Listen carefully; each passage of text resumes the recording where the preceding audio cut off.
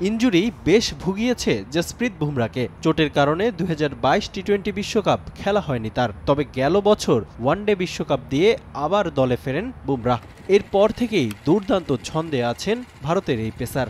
আগের চেয়ে খেলাটা বেশি উপভোগ করার সূত্রতেই নাকি দলকে এমন পারফরমেন্স উপহার দিতে পারছেন বলে আইসিসির এক সাক্ষাৎকারে জানান ভারতীয় এই পেসার।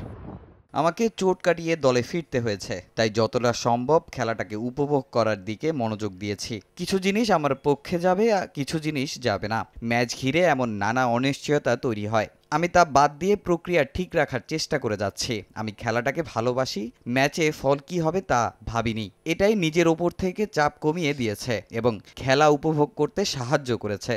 বুমরাকে বলা হয় ইয়র্কার মেশিন। অন্যান্য বোলারদের থেকে বুমরাকে আলাদা করে তার নিখুঁত ইয়র্কার দিয়েই বাঘা বাঘা ব্যাটারদের বধ করেছেন তিনি। আইসিসির দেয়া সাক্ষাৎকারে তার ইয়র্কারের পেছনের গল্প তুলে ধরেন জসপ্রীত। শৈশবে আমি টেনিস বল ও রাবার বল দিয়ে অনেক খেলেছি। তখন আমার মনে হতো উইকেট শিকারের জন্য ইয়র্কার একমাত্র উপায়। আমি ফাস্ট বোলিংয়ের বড় ভক্ত ছিলাম। টেলিভিশনে ফাস্ট বোলারদের ইয়র্কার দেখে মুগ্ধ হতাম। আমিও সেরকম কিছু করার চেষ্টা করতাম। টেনিস বল আমার ইয়র্কার শেখার রহস্য কিনা জানি না, কিন্তু প্রতিনিয়ত অনুশীলন চালিয়ে যাওয়ার কারণেই আমি ইয়র্কার ভালোভাবে শিখতে পেরেছি।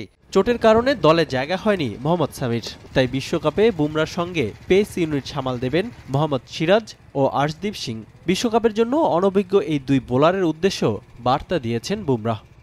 নতুনদের আমি অতিরিক্ত কিছু শেখানোর চেষ্টা করব না। এটা এমন কিছু যা আমি শিখেছি, তবে আমাকে ওদের প্রয়োজন হলে আমি সহযোগিতা করব।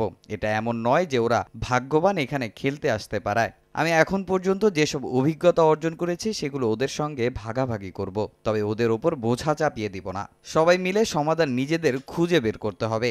5 জুন আয়ারল্যান্ডের বিপক্ষে ম্যাচ দিয়ে বিশ্বকাপ মিশন শুরু করবে টিম ইন্ডিয়া। রিফাতুল ইসলাম মিরন, সময় সংবাদ।